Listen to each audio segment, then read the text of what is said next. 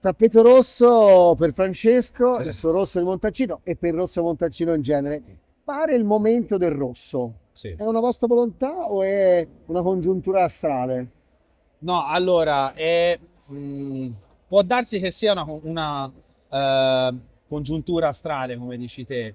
Eh, Promuovere il rosso di Montalcino adesso è un momento, secondo me, molto favorevole perché la domanda si è evoluta.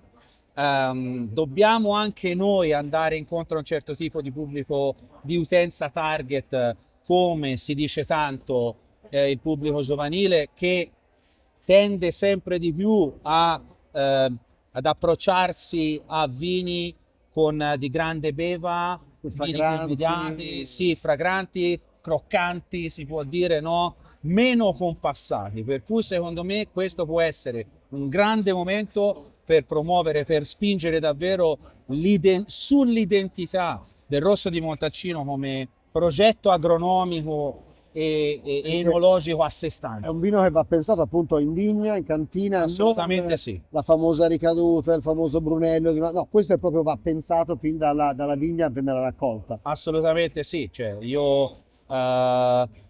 io sono cresciuto in famiglia a casa con il rosso di Montalcino di Nello Baricci, che insomma nonno Nello ci ha sempre Ecco, creduto nonno per sul Santo rosso di Nord, Montalcino. Montalcino, quindi all'epoca molto più difficile di ora, Sì. il forte timbro. Ecco, ma un vino da questo carattere che già questo rosso evidentemente c'ha l'impronta Baricci bella forte del DNA. Dove lo andiamo a abbinare qui a Verona, sulla cucina veronese? Ma allora, i bigoli con le sarde, secondo me, io Stizzica, andrei su un rosso di Montalcino, magari anche un pochino qualche più anno sulle giovane. spalle, oppure più giovane. Allora, io il bigolo con le sarde, io per esempio, che è la pasta di Sì, salame, bigoli con le sarde, no, con le no, alici. ah, Pasta e salame è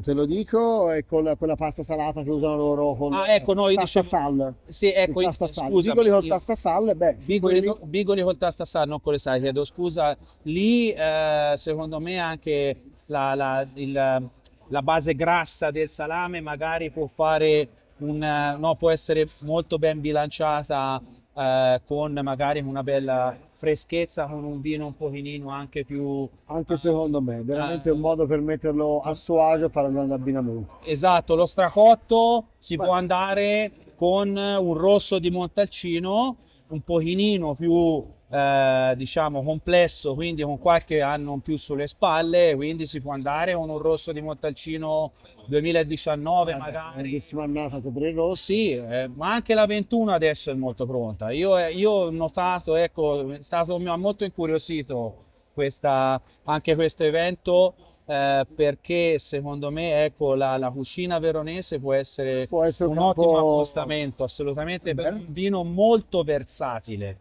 come è il rosso di ce Montalcino. li andiamo a provare subito. Salute, Prima il rosso. grazie.